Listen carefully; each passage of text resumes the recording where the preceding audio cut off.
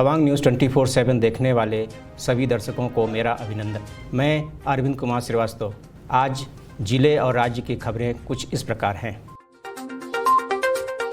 प्रधानमंत्री नरेंद्र मोदी जी ने आज के मन की बात में अरुणाचल सरकार द्वारा शुरू किए गए एयर गन सरेंडर अभियान का उल्लेख किया, जो राज्य के लोगों के लिए बहुत मायने रखता है। यह अरुणाचल के संरक्षण प्रयास की दिशा में एक बड़ा प्रोत्साहन है। इसके लिए अरुणाचल प्रदेश के मुख्यमंत्री पेमा खांडू ने पीएम मोदी को धन्यवाद दिया।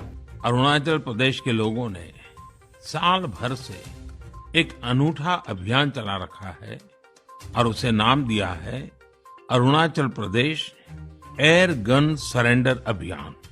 इस अभियान में लोग स्वेच्छा से अपनी एयर गन सरेंडर कर रहे हैं। जानते हैं क्यों? ताकि अरुणाचल प्रदेश में पक्षियों का अंधाधुंध शिकार रुक सके। साथियों, अरुणाचल प्रदेश पक्षियों की 500 से भी अधिक प्रजातियों का घर है। इनमें कुछ ऐसी देसी प्रजातियां भी शामिल हैं जो दुनिया में कहीं और नहीं पाई जाती हैं। लेकिन धीरे धीरे अब जंगलों में पक्षियों की संख्या में कमी आने लगी है। इसे सुधारने के लिए ही अब ये एयरगन सरेंडर अभियान चल रहा है। पिछले कुछ महीनों में पहाड़ से मैदानी इलाकों तक, एक कम्युनिटी से लेकर दूसरी कम्युनिटी तक राज्य में हर तरफ लोगों ने इसे खुले दिल से अपनाया है। अरुणाचल के लोग अपनी मर्जी से अब तक 1600 से ज्यादा एयरगन सरेंडर कर चुके हैं। मैं अरुणाचल के लोगों की इसके लिए प्रशंसा करता हूं, उनका अभिनंदन करता हूं। अरुणाचल प्रदेश सरकार इंडो तिब्बत सीमा से सटे कम से कम 3 गांवों को मॉडल गांव के रूप में बदलने के लिए तैयार है। यह जानकारी अरुणाचल प्रदेश के मुख्यमंत्री पेमा खांडू ने दी। अरुणाचल प्रदेश के अंजाव जिले में 3 गांव कहो, मुसाई और किबिथो को मॉडल गांव के रूप में विकसित किया जाना है। सीएम पेमा खांडू ने कहा कि हाल ही में केंद्र और राज्य सरकार की विभिन्न योजनाओं को लागू कर सीमा से लगे गांवों को विकसित करने के लिए एक विशेष योजना मॉडल विलेज शुरू की गई है।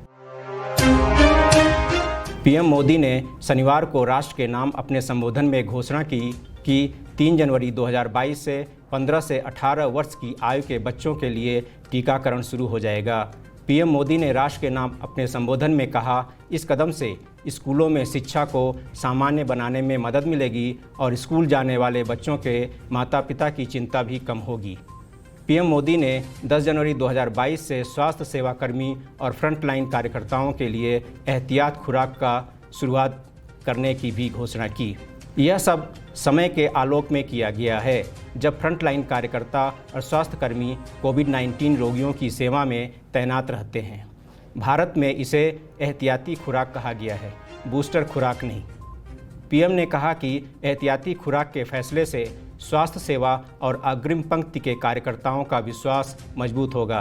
प्रधानमंत्री ने यह भी घोषणा की कि 10 जनवरी 2022 से सहरुग्णता वाले 60 वर्ष से अधिक आयु के वरिष्ठ नागरिकों के लिए उनके डॉक्टरों की सलाह पर एहतियाती खुराक का विकल्प उपलब्ध होगा।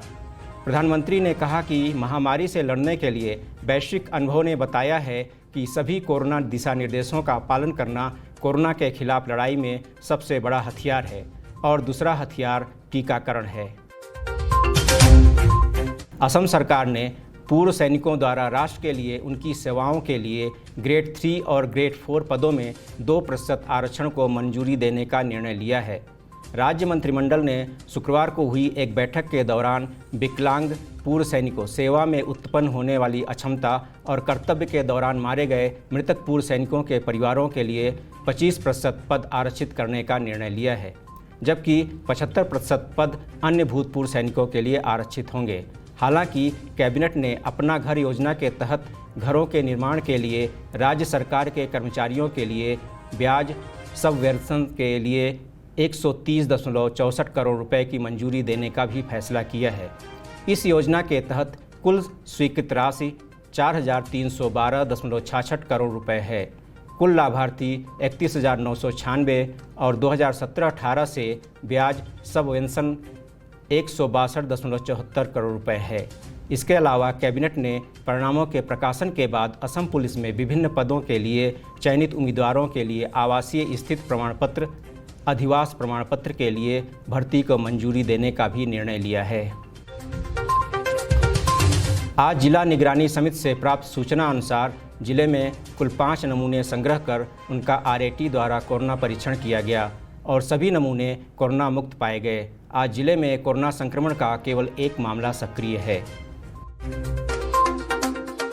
इन्हीं खबरों के साथ आज के समाचार यहीं पर समाप्त होते हैं। कल कुछ नए खबरों के साथ हम पुनः उपस्थित होंगे। तब तक आप अपना और अपने प्रियजनों का ध्यान रखें, स्वस्थ रहें, सुरक्षित रहें। अब हमें और हमारी पूरी टीम को दीजिए इजाज़त। शुभ रात्रि।